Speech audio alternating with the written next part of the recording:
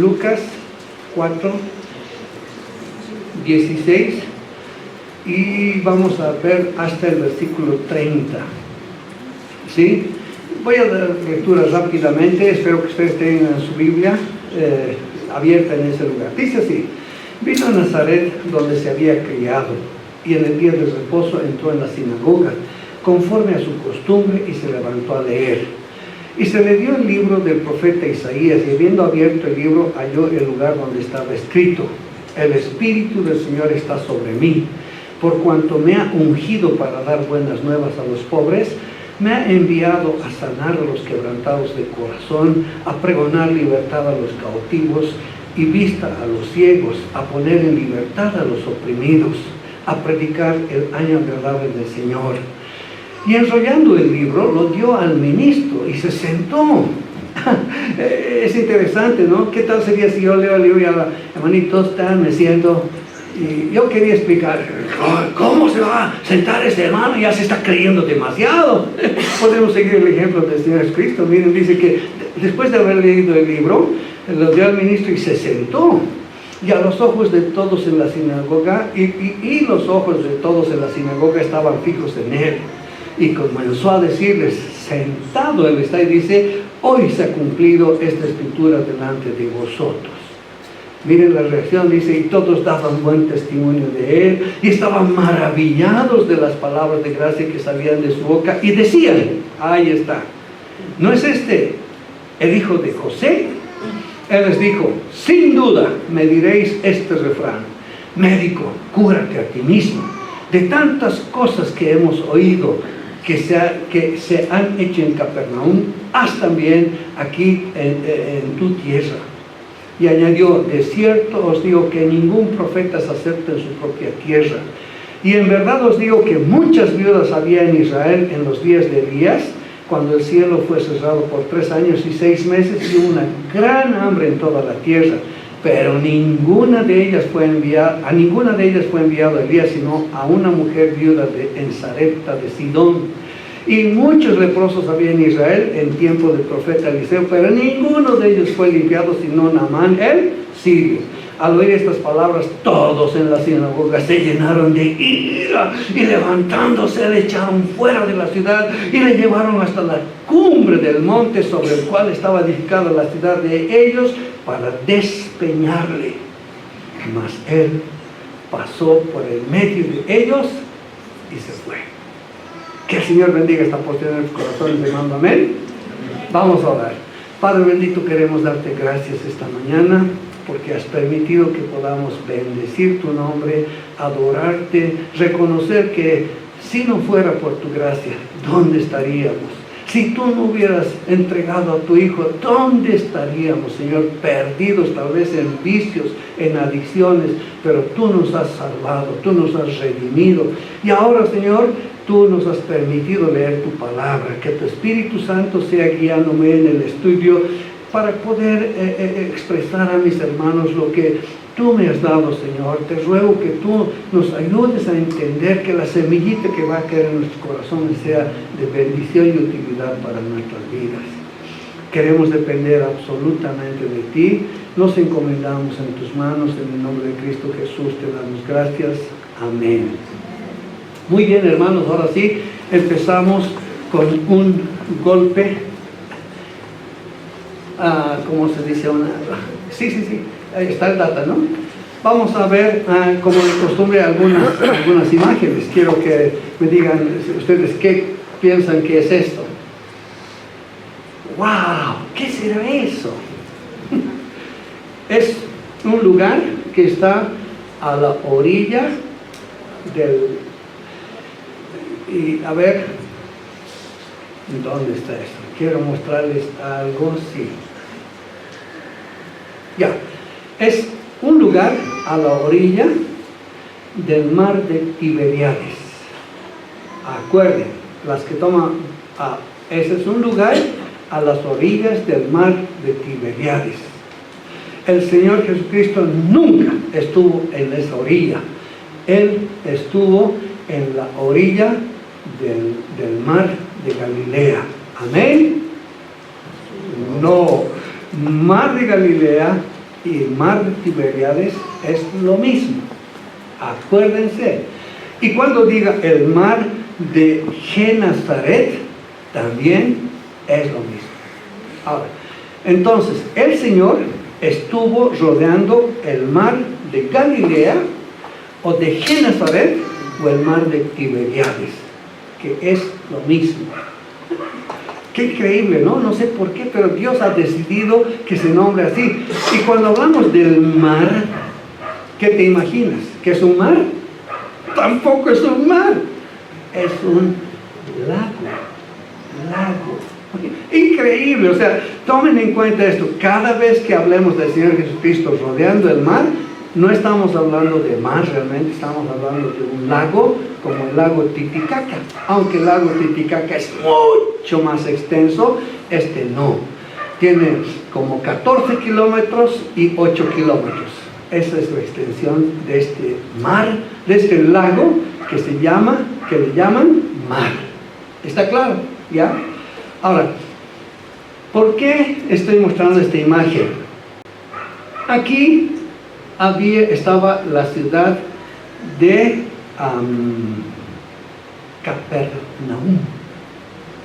Capernaum. Y la mayor cantidad del ministerio público del Señor Jesucristo lo ha desarrollado en Capernaum. Era una ciudad grande que tenía por lo menos, era una ciudad pequeña, Capernaum, pero conectaba con muchas otras ciudades que rodeaban el lago de Nazaret, ¿ya? Y entonces ahora dice que solo quedan ruinas, ¿no?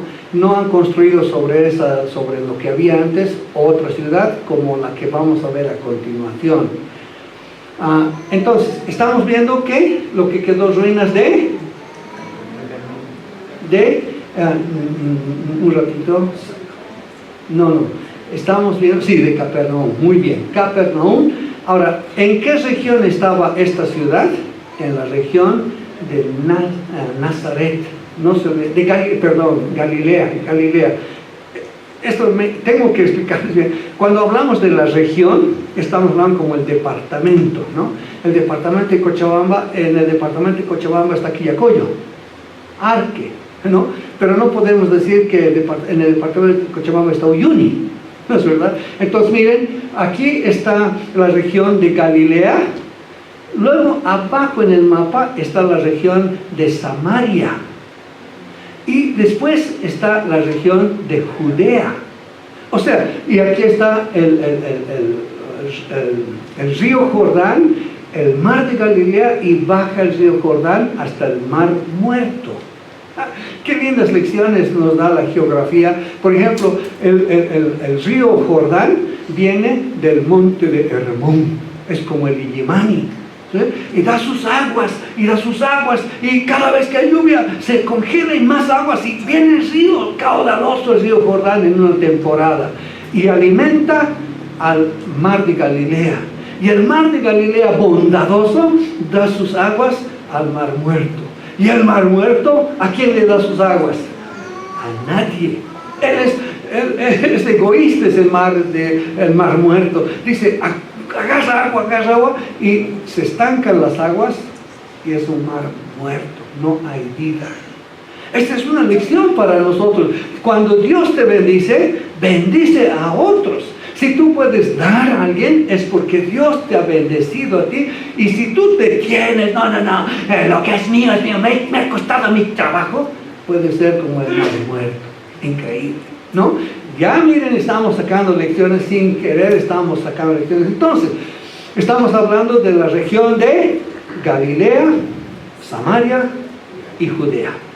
El Señor se ha movido mayormente en la región de Galilea, especialmente en Capernaum. Ahora, miren, pero ¿él dónde nació? En Belén, de Judea. ¿Dónde vivió? Miren, la siguiente imagen dice dónde vivió.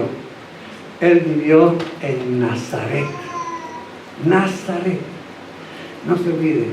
Ahora, Nazaret, vamos a imaginarnos, es como estar en Cochabamba. Y Nazaret está asentada como en la colina de San Sebastián. O te imaginas en Cerro Verde. ¿Quién ha ido a Cerro Verde? Desde ahí arriba, ¿cómo puedes ver la ciudad? ¡Wow! ¡Qué orgullo! ¡Uy, de qué paya! ¡Oh! ¿Se puede o no se puede? Sí. ¿Saben qué? Nazaret está en una colina. Ahora escuchen esto. Esta ciudad no era una pequeña aldea. Tenía como por lo menos 20,000 habitantes. Estaba edificada en una pequeña cañada de las colinas que hay en las laderas bajas de Galilea. Entonces, en la región de Galilea está al centro del mapa Nazaret. A un costado está Capernaum, al lado del río, del lago, del mar de Galilea. Y al otro lado hay el mar, ya en mi mente hay otro mar, el mar en el mapa. Entonces Capernaum está, en Nazaret está en el centro, ¿no? del mapa. Ahora, ¿qué quiero decir? ¿Por qué el Señor ha vivido en Nazaret? Es interesante los datos que arroja la información. Dice, desde esa colina, el que vivía en el tiempo de Débora y Barak podía ver la llanura de Estrelón, donde hubo una batalla y Débora fue la que dio victoria al comandante del ejército israelí. Desde esa colina también podía verse donde Gedeón obtuvo sus victorias, desde esa colina. O sea, uno va viendo, aquí ha habido la pelea de Gedeón. Aquí vemos a Barak y a Débora venciendo. Aquí, desde esa colina se podía ver donde Saúl se había hundido en el desastre, donde había rechazado al Señor. Desde esa colina él podía ver a Josías, que había muerto, ¿sí?, en la batalla. También desde esa colina se podía ver las viñas de Nabot, que Acán le quitó, lo mató, y podía verse esas viñas de Nabot.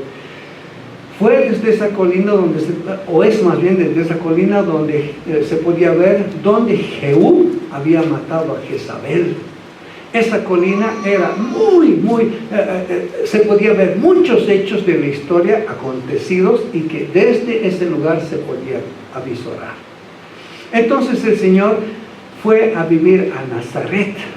Por eso, ¿qué le llaman a Jesús? Le dicen Jesús el Nazareno, no el Nazareo, sino el Nazareno, porque vive en Nazaret, ¿sí? Ahora, hermanos, ¿por qué tanto les estoy hablando de esta situación? Porque vamos a sacar lecciones que nos van a ayudar. Ahora sí, vamos a la primera, una última imagen. Esta es una sinagoga que todavía está en pie en Nazaret. ¿Sí? Sí, todavía está en pie en Nazaret. Todavía existe esa sinagoga. Y posiblemente en una sinagoga como esta tuvo un encuentro, el Señor, lo que hemos leído en el relato de Lucas, aconteció en una sinagoga como esta. Ahora sí, vamos al versículo 16 de lo que hemos leído. Dice, vino a Nazaret. ¿De dónde vino? De Capernaum. Difícil, ¿no? Un poquito ubicarse. De Capernaum. Él inició su ministerio cuando Juan el Bautista le bautizó. E inmediatamente se fue a Capernaum. Y estando en Capernaum aproximadamente un año desarrollando su ministerio, al fin decide visitar su pueblo de residencia. Él volvió a Nazaret. Hermanos, ¿cuántos no son cochabambinos? Levanten la mano. ¡Uy! ¿Cuántos anhelan alguna vez volver a su pueblo? Yo nunca me olvido, hay un hombre que dice, pueblo mío, que estás en la colina, ¿no? Y cada vez que escucho esa canción, digo, Pensar que he vivido tantos años en Uyuni y hay un recuerdo de Uyuni. Y lo mismo el Señor cuando ha ido a desarrollar su ministerio, después de un año dice, volveré a Nazaret, quiero visitar a mi pueblo, ¿sí? Y miren, vino, versículo 16, vino a Nazaret, donde se había criado. Y en el día de reposo entró a la sinagoga conforme a su costumbre y se levantó a leer. Hermanos, una ciudad en la región de Galilea, una ciudad privilegiada, porque allí vivieron José y su familia. Y su familia formaba parte de Jesús y sus 7 hermanos, por lo menos. ¿Sí? Eso tienen que saber, no es Jesús, María y José, es Jesús, María, José, Santiago, Judas y sus hermanas. Son 7 hijos que tuvo María, por si acaso. ¿Sí? Si me dicen, tengo dudas, dígame dónde, les digo en este momento dónde podemos leer. ¿Alguien tiene dudas? Ya, vamos. Marcos 15:55 o Mateo 15:55. Vamos a ver un ratito. No, hemos venido a edificar nuestras vidas. 13:55. Sí, vamos a leer Mateo 13:55, ¿no? Ya, 13:55, ahí está. Puedes poner Mateo 13:55. Mateo, perdón, está. Ahora va, dice, ¿no es este el hijo del carpintero? ¿No se llama su madre María y sus hermanos Jacob, José, Simón y Judas? ¿Y no están todas sus hermanas con nosotros? ¿De dónde pues tiene todas estas cosas? ¿Cuántos hermanos por lo menos han calculado? ¿Ah? Tenemos a Jacobo, José, Simón, Judas, 4, y hermanas, por lo menos 2, porque no dice hermana, sino hermanas 6, más él 7, y al Señor siempre le gustaba el 7, ¿no? Preferentemente la perfección. Posiblemente yo voy a nacer en una familia donde hay 7 hermanos.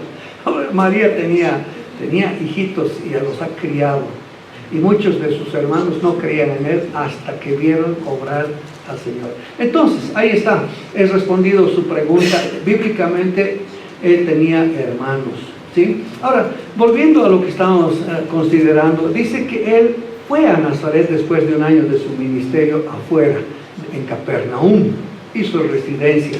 Entonces vino a Nazaret y qué lindo, ¿no? Imagínense que el Señor hubiera nacido en Cochabamba. Hubiéramos sido los más orgullosos, ¿no? Jesús ha estado en la yarda, ha comido yahua. ¡Oh, qué lindo hubiera sido!, ¿no? Pero así ellos estaban. ¡Qué lindo! Y miren, hermanos, vino José a vivir en Nazaret después del retorno de Egipto. El Señor dijo, José, vaya a Egipto hasta que Herodes muera, porque Herodes procura matar al niño. Y después volvió, y sabemos con certeza que en Jerusalén estaba a los 12 años. Desde los 12 años se fue a vivir a Nazaret, y ahí se vivió hasta iniciar su ministerio público. Una vez iniciado su ministerio público fue a Capernaum, y después de un año retornó a Nazaret. Y miren lo que da testimonio aquí. Dice, él hizo cosas conforme a su costumbre. De aquí tenemos que sacar una lección. ¿Qué cosas hizo conforme a su costumbre? Dice, en el día de reposo entró en la sinagoga.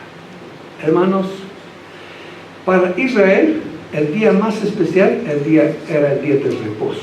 ¿Qué día era ese? El día sábado. Para los cristianos, ¿cuál es el día más especial? El domingo. Y nosotros no hemos dicho, queremos que el domingo sea especial. No. El Señor en los Hechos nos muestra que Pablo se reunía con la iglesia el primer día de la semana. Dice Pablo que colectaba el dinero el primer día de la semana. Dice que Tíquico cayó del segundo piso porque alargó su mensaje, Pablo, hasta medianoche, y él se durmió en el segundo piso en la ventana, cayó, y era el primer día de la semana. Hay muchos datos de que la iglesia se congregaba el primer día de la semana. Ahora, observen cómo Dios es soberano, absolutamente soberano. El primer día de la semana debería ser el primer día laboral, porque el sábado era el día de descanso, sí, de reposo. Pero miren cómo Dios controla el mundo, y cuando resucita a su Hijo, pone en el corazón de las autoridades que están manejadas por el enemigo, y el enemigo que hace lo que quiere, pero no puede dominar a Dios. Y Dios pone en los corazones de ellos que el primer día de la semana sea un día no laboral. No se trabaja el primer día de la semana. ¿Quién trabaja el primer día de la semana? Levante la mano. Y por eso sale, ¿no?, en los Facebook, dicen, ¡oh, bendito viernes, voy a descansar sábado y domingo! Y nosotros los cristianos, domingo tenemos un compromiso con el Señor. Ahora, ¿por qué seguimos esa costumbre? Porque el Señor Jesucristo ha sentado la base. Él dice, hizo las cosas conforme a su costumbre, y Él no dejaba de congregarse. ¿De dónde vino el Señor Jesús? De Capernaum a Nazaret. Y uno dice, no, ahora voy a ir, hermanos, a Buenos Aires, o voy a ir a Cochabamba, o voy a visitar La Paz. Ya estando en Uyuni, ¿para qué me voy a congregar? ¿Acaso los hermanos me están viendo? Esta semanita va a ser vacaciones espirituales. ¿Está bien eso? No estamos siguiendo la costumbre del Señor Jesucristo. Vayas donde vayas, sigue el ejemplo del Señor Jesucristo. Dice, conforme a su costumbre, no dejaba de congregarse, ¿sí? En el día de reposo, nosotros tenemos que aprender eso. No tenemos que dejar de congregarnos el primer día de la semana. Qué lindo que estamos todos, o la mayoría, que la primera lección que tenemos que seguir de este pasaje es no dejar de congregarnos. Por eso el autor de Hebreos dice, no dejando de congregarse como algunos tienen por costumbre, sino estimulándose a cada uno a los demás en el amor y en las buenas obras. Entonces tenemos que tener esta convicción, me voy a congregar, ¿sí? Ahora, ¿dónde se congregó? En la casa de oración, ¿amén? No, dice que no había casa de oración, había sinagoga. Él se congregó en la sinagoga. ¿Y qué era la sinagoga? Era el centro o el eje de la vida cotidiana de los hebreos. O sea, si ellos no daban importancia a congregarse una vez a la semana en la sinagoga, su vida no funcionaba. Entiendan, hermanos, aunque no lo crean, esa era la base, porque ese sábado se reunían y hay una estructura. Vamos a ver en la escritura la estructura de un culto en una sinagoga. Pero ellos se congregaban, y ese centro hacía que en la semana funcionen sus vidas, hasta que próximo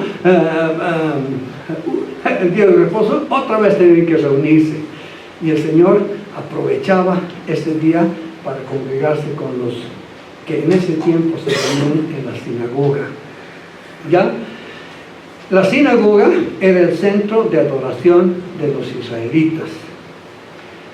En la sinagoga, hermanos, había un conjunto de elementos que se tomaban en cuenta para el culto, para guiar a la congregación a un encuentro pleno con Dios. O sea, tenía su estructura. No podíamos hacer las cosas, yo quiero hacer así, no, ahora yo quiero hacer de esa. No, tenían una estructura. Entonces, parece que la iglesia primitiva ha seguido ese ejemplo. Y nosotros hemos seguido el ejemplo de la iglesia primitiva, y eso practicamos hasta el día de hoy. ¿Quieren ver la estructura de cómo se celebraba un culto entre los judíos? Vamos a Nehemías capítulo 8, versículo 2 al 8 y el versículo 10. ¿Puedes poner? El Nehemías 8:2, miren lo que dice. Es así como ellos celebraban el culto. No estás en Mateo. Sí. Dice así: Y el sacerdote les trajo la ley delante de la congregación. O sea, no podía faltar la palabra, no podía faltar. Dice, así de hombres como de mujeres y de todos los que podían entender el primer mes del séptimo. O sea, aquí no hay, ¿saben qué, hermanitos? Mi hijito chiquito, es por eso no vengo a la iglesia. Cuando sea grandecito voy a venir. Ahora no, hay que venir con toda la familia, ¿sí? Todos los que podían entender. Vamos, siguiente versículo. Y leyó el libro delante de la plaza que está delante de la puerta de las aguas, desde el alba hasta el mediodía. Esa era la estructura. Y en presencia de hombres, mujeres y de todos los que podían entender, y los oídos de todo el pueblo estaban atentos al libro de la ley. O sea, cuando se reunían había expectativa. Vamos a escuchar la palabra. ¡Oh, qué bendición la Biblia! Vamos, siguiente. Y el escriba estaba sobre un púlpito de madera que había hecho para ellos, y junto a él estaban todos ellos. Y vamos al siguiente, versículo 5. Ya vemos todo lo que estaba en ahí. Parece que hemos copiado desde ese tiempo. Tiene que haber púlpito. ¿Cómo? Si es una conversación, tiene que haber púlpito. Y ahí está, en el tiempo de Elías. Abrió pues estos el libro a los ojos de todo el pueblo, porque estaba más alto que todo el pueblo. Y cuando lo abrió, todo el pueblo estuvo atento. Siguiente. Bendijo entonces estas a Jehová, a Dios grande, y todo el pueblo respondió amén. Es lo que puede puede ser igual a nuestras alabanzas, ¿no? Cuando bendecimos al Señor y estamos, todos decimos amén, alzando sus manos, y se humillaron y adoraron al Señor, a Jehová, inclinados a tierra, ¿no? Qué lindo saber que había una estructura. Siguiente, el 8, y después pasas al 10. El 8 dice, y leían el libro de la ley de Dios claramente y ponían el sentido de modo que entendiesen la lectura. Miren, hermanos, venimos a leer un pasaje y es necesario explicarlo para que cobre. ¡Oh! Esto había sido así. Esa es la estructura bíblica. Ahora miren el versículo 10. Estito a veces hacemos cuando hay día del peatón. Luego les dijo, id, comed grosuras y no tomamos vino, tomamos refresco, ¿no? Vino dulce, y enviar porciones a los que no tienen nada preparado, porque día santo es de nuestro Señor. No os entristezcáis, porque el gozo de Jehová es nuestra fuerza. Yo quiero aprovechar este momento. Cuando tenemos día del peatón, cada familia trae su porcioncita y la iglesia pone la carne. Y algunos vienen, no, es que no hemos traído, ¿cómo vamos a comer gratis? Nunca hagas eso. Aquí dice que tenemos que compartir. Así que cuando tú no traigas nada, siempre va a haber, y si hay un pan, vamos a partir el pan de tal manera que alcance para todos. ¿Se dan cuenta? Esa es la estructura que vemos arrastrando desde el Antiguo Testamento hasta nuestros días, ¿sí? Ahora, yo me pregunto, ¿qué otras cosas más haría el Señor conforme a su costumbre? ¿Habrá otras cosas que practicaba? Sí. Marcos 10:1. Miren lo que dice que hacía conforme a su costumbre.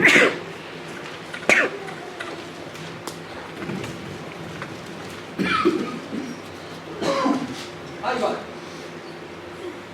¿Qué más hacía el Señor conforme a su costumbre?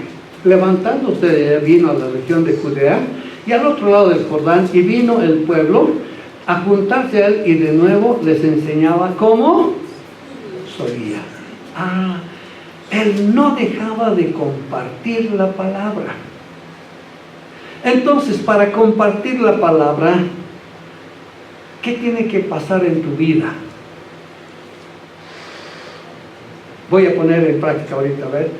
Voy a invitar a Boris que venga y nos comparta su versículo, el versículo que leí de esta mañana. ¿Has leído? Me gusta pero quiero alentarte que hay un versículo para leer todos los días en el grupo de la iglesia. ¿Cuál ha sido tu versículo, Giovanni? No. ¿Becker? No se puede compartir lo que no se tiene. tenemos que seguir el ejemplo del Señor. Él enseñaba como solía. Y si enseñaba como solía, es que él había adquirido conocimiento para compartir con los hermanos. Cada uno de nosotros, no solamente el pastor, sino todos tenemos que tener un conocimiento de las Escrituras. Si alguien te diría, ¿y dónde dice que Jesucristo es Dios? A ver, dígame. Y si no está, Juan 1:1 dice, ahí está sacando, está desembuchando lo que ha acumulado en su buche, ¿no?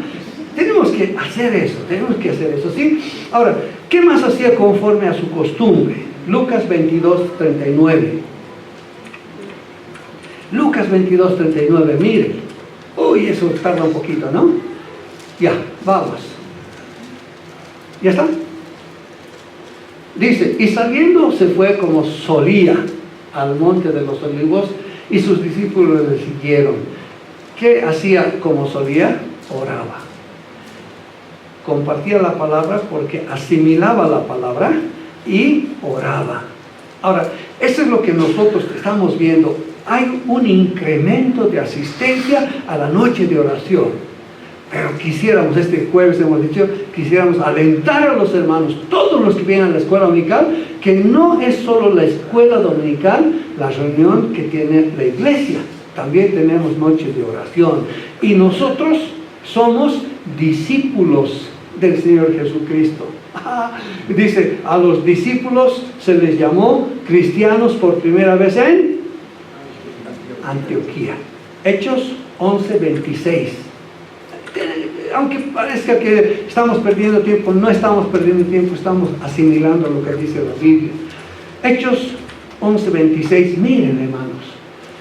Y se congregaron allí todo un año en la iglesia y enseñaron a mucha gente, y a los discípulos se les llamó por primera vez, ¿qué? Cristianos en Antioquía. Entonces, nosotros como discípulos de Cristo, no solamente vamos a acumular información bíblica, sino que, miren lo que significa discípulo. Dice, esta palabra indica de pensamiento acompañado de esfuerzo. Es el discípulo, adquiere conocimiento, pero tiene que ir acompañado de esfuerzo. Este debe ser un deseo de todos los que manifiestan que son discípulos. Van a permanecer en la palabra, pero van a seguir el ejemplo de Cristo, ¿sí? Si de veras hemos creído en Él. El que ha creído en el Señor Jesucristo va a seguir al Señor Jesucristo porque es discípulo. Un discípulo no es meramente uno que aprende, sino que memoriza, sino uno consagrado al servicio del Señor. De ahí que se les menciona como imitadores de su maestro. Nosotros estamos asimilando esta lección para imitarle al maestro y seguir su ejemplo. Ahora, ¿qué dice el Señor? Dice en Juan 15:8 dice, en esto es glorificado mi Padre, que llevéis mucho fruto y seáis así mis discípulos. Entonces, toda la congregación está desafiada a ser seguidora del Señor Jesucristo, y Él nos ha dado ejemplo. No dejaba de congregarse, no dejaba de enseñar y no dejaba de orar. Listo. Ahora, cuando llega al lugar, hermanos, ¿qué pasaría si en este momento alguien me dice, yo quiero predicar, hermano, por favor me deja, y yo no le conozco y le permito? ¿Hago bien o hago mal? ¿Qué dicen, hermanos? ¿Mal? ¿Por qué? Porque por ahí pasa y dice, ahora que tengo ahí estamos arruinados. O se dice, usa la manga larga, han hablado en lenguas, entonces no tienen el Espíritu. Estamos arruinados, porque nosotros tenemos que seguir la doctrina bíblica. Entonces, miren aquí lo que dice el versículo 17, y se le dio el libro del profeta Isaías, y habiendo abierto el libro, halló el lugar donde estaba. ¿Qué nos dice este versículo? Nos dice que el responsable de la sinagoga le conocía al Señor Jesucristo. Porque no podía darle el responsable de la sinagoga a un desconocido. Le conocía. Y cuando le vio, dice, no sé, algunas veces ha pasado esto con nosotros. De pronto, ¿cómo es que hacemos? Tú diriges las alabanzas, o tal vez a Edwin le ha tocado, tú diriges las alabanzas y de pronto vemos que llega Daniel. ¿Te acuerdas, no? Daniel, oye, está Daniel aquí. Este domingo, ¿cuántos? Un domingo más. Entonces, dirige tú, por favor. ¿Entiendes? Sí, yo entiendo que dirija a Daniel. ¿Por qué le damos a Daniel que dirija las alabanzas? Porque es conocido. Si no le conoceríamos, no le invitáramos hasta que le conozcamos, ¿sí? Este hombre está mostrando que le conocía al Señor Jesucristo, por eso le da el libro. Y él abre en Isaías y lee. Y dice, el Espíritu del Señor está sobre mí. Hermanos, el Señor Jesucristo es conocido y se le otorga el privilegio de leer la porción que él deseaba comentar, ¿sí? Ahora, qué lindo que lee este pasaje. Dice, el Espíritu del Señor está sobre mí. Él está diciendo, he venido bajo la cobertura del Espíritu Santo. Lo que voy a decir es Dios que me permite decirlo, mi Padre Dios que me permite decir, y es el Espíritu Santo que me está cubriendo, ¿sí? El Espíritu del Señor está sobre mí y hace la afirmación más maravillosa de todos los tiempos. Jesús vino para traer solución a todos los problemas que afligen a toda la humanidad a lo largo de su historia. Hermanos, este pasaje debería hacer un impacto en nuestras vidas porque realmente tiene que afectarnos. ¿Qué dice? Por cuanto me ha ungido para dar buenas nuevas a los pobres. O sea, el Evangelio es para los ricos. Para los pobres. ¿Amén? Eso no es para los pobres. No. Ojo. Algunos pueden decir, el Evangelio es para los pobres. Yo no soy tan pobre, por tanto el Evangelio no es para mí. No. ¿Saben? Este pasaje es aclarado por Mateo 5:3. Mateo 5:3 dice, bienaventurados los pobres en espíritu, porque de ellos es el reino de los cielos. Entonces, había una diferencia. Los pobres, si ustedes se dan cuenta, hay pobres que son orgullosos. No sé si alguna vez has visto un pobre y has dicho, no, le llevaremos este pancito para su familia. He traído pan. ¿Qué cosa cree que estoy mendigando? Lléveselo a su pan. Orgulloso. ¿No es verdad? Ahora, ¿conocen ustedes ricos pobres en espíritu? Sí. Abraham. Abraham era rico. Isaac era riquísimo. Jacob no tenía dónde llevar sus posesiones, pero él dependía de Dios. Si Dios me bendice, daré mis diezmos, dice Jacob. Qué grave es Jacob. Pero saben, hermanos, pobre en espíritu no siempre es un pobre físico, un pobre que no tiene, que carece. No, pobre en espíritu es uno que siente la necesidad de depender de Dios aunque tenga muchos bienes. O un pobre en espíritu también puede ser uno que necesita y que sabe que su sustento está en Dios, no en su fuerza, no en su orgullo, ¿sí? Entonces, cuando dice, Él ha venido a dar buenas noticias a los pobres, está hablando de los pobres en espíritu. Y esta mañana, ¿cuántos de ustedes reconocen que realmente Jesucristo llena todas nuestras necesidades? Físicas, emocionales y espirituales. Qué lindo que Él vino a dar buenas nuevas. ¿Qué más? Dice, me ha enviado para sanar a los quebrantados de corazón. El énfasis ahora en otras iglesias es, ven aquí, Cristo sana y salva. ¿Siempre sana? No siempre sana. Él en su soberanía puede sanar o no, pero siempre va a sanar a los quebrantados de corazón. ¿Qué quiere decir eso? Dice, un día estaba orgulloso David. Soy rey, así, hasta que vino un profeta y le dijo, un hombre tenía una corderita y el otro tenía toda una manada de corderitas. Y este hombre que tenía muchas corderitas, tomó la corderita, la única que tenía este hombre. ¡Ah! ¿Quién ha hecho eso? Debe morir. Tú eres ese hombre. Tú has tomado la única esposa de este hombre. Y dice, desde ese momento se quebrantó. Dice, en mi gemir mis huesos se secaron. Oh Señor, ¿a dónde? ¿Dónde? Escúchame, Señor, en pecado he sido concebido, en pecado me hizo mi madre, Señor, estoy quebrantado. Y él estaba, dice, ¿cómo es el versículo, Edwin? El Señor escucha a los quebrantados de...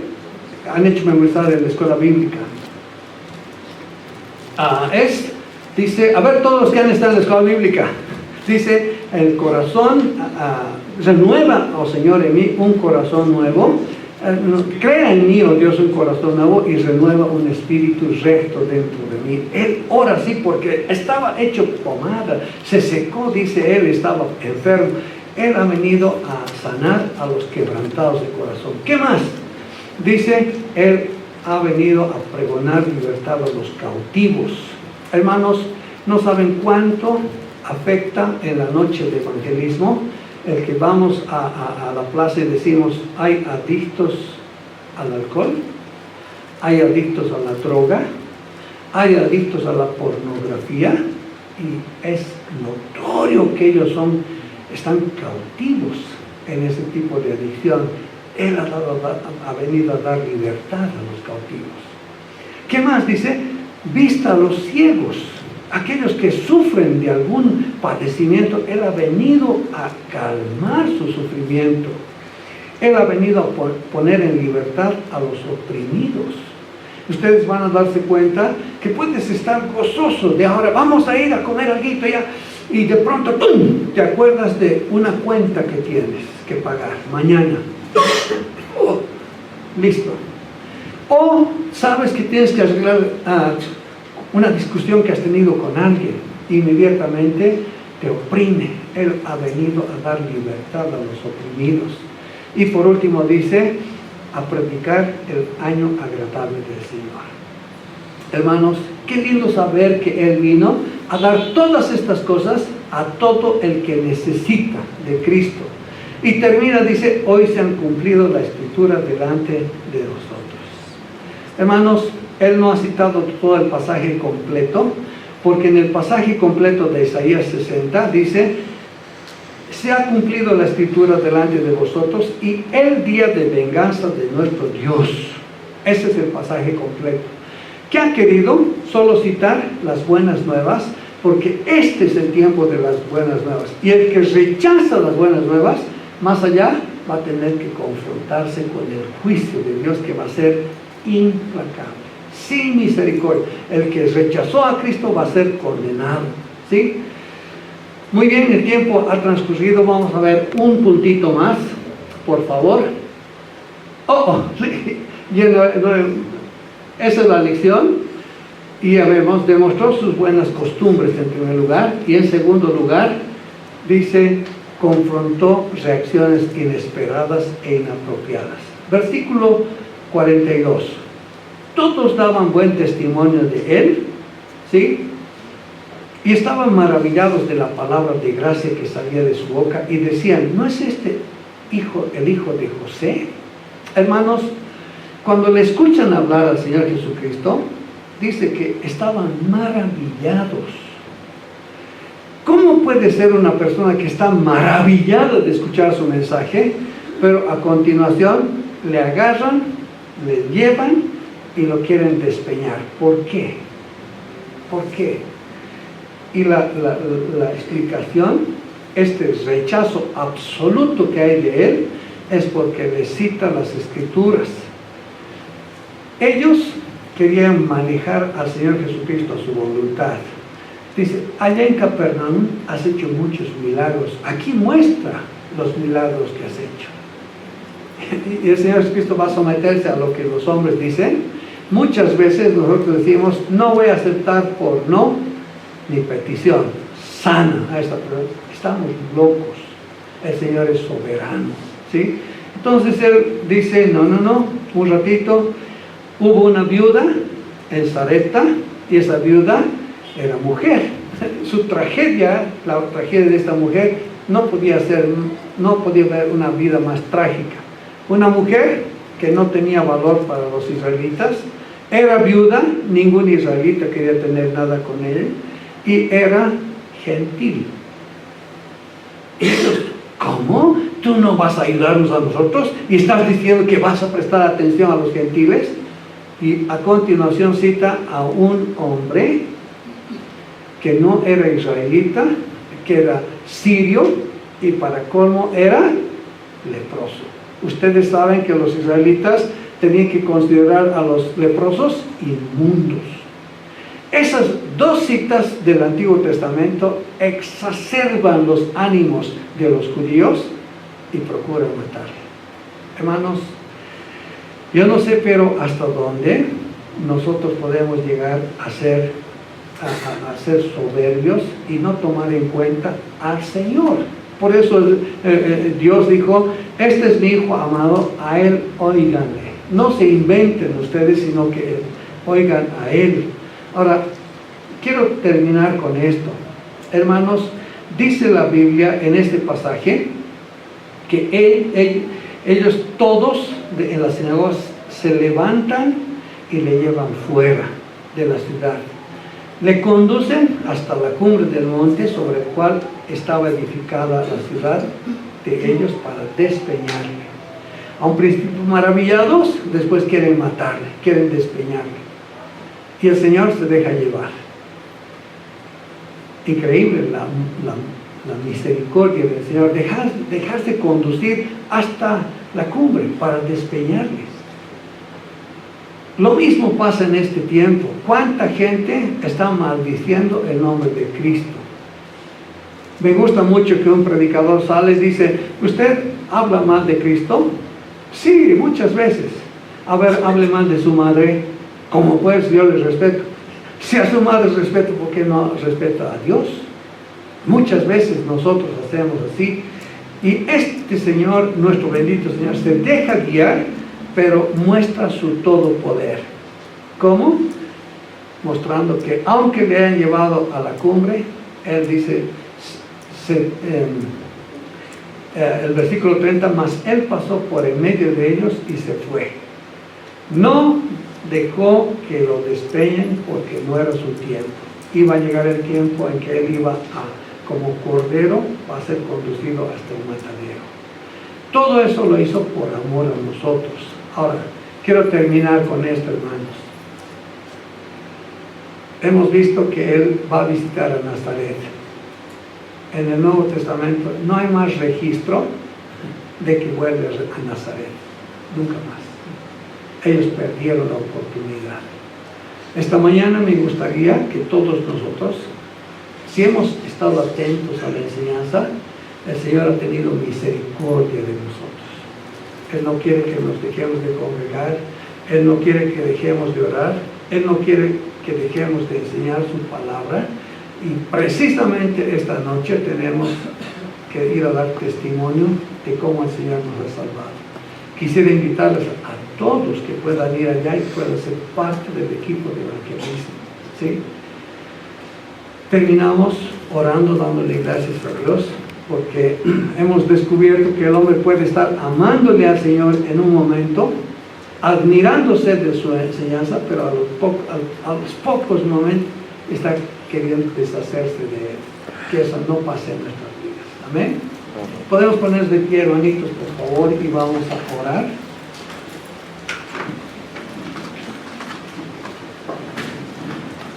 Sí. Vamos a agradecer al Señor por este pasaje y que pueda ser de utilidad para nuestras vidas. Oremos. Padre bendito, Padre Santo, queremos agradecerte que toda tu palabra es inspirada por tu Santo Espíritu.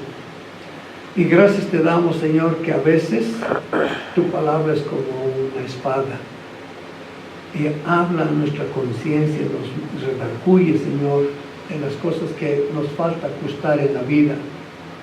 Te rogamos, Señor, que tú nos ayudes a poner en práctica lo que el Señor Jesucristo hacía como costumbre en su vida. Rogamos, Señor, que tú nos ayudes a entender la magnitud de la ayuda que Él nos quiere brindar. Que ya no andemos con corazones quebrantados, que ya no andemos cautivos en alguna adicción, que ya no estemos tristes porque nos falta algo, sino que podamos estar gozosos de que tenemos tu bendito Evangelio. Padre, te oramos esta mañana, rogando tu protección, tu provisión y tus cuidados. Oramos en el nombre de Cristo Jesús. Amén.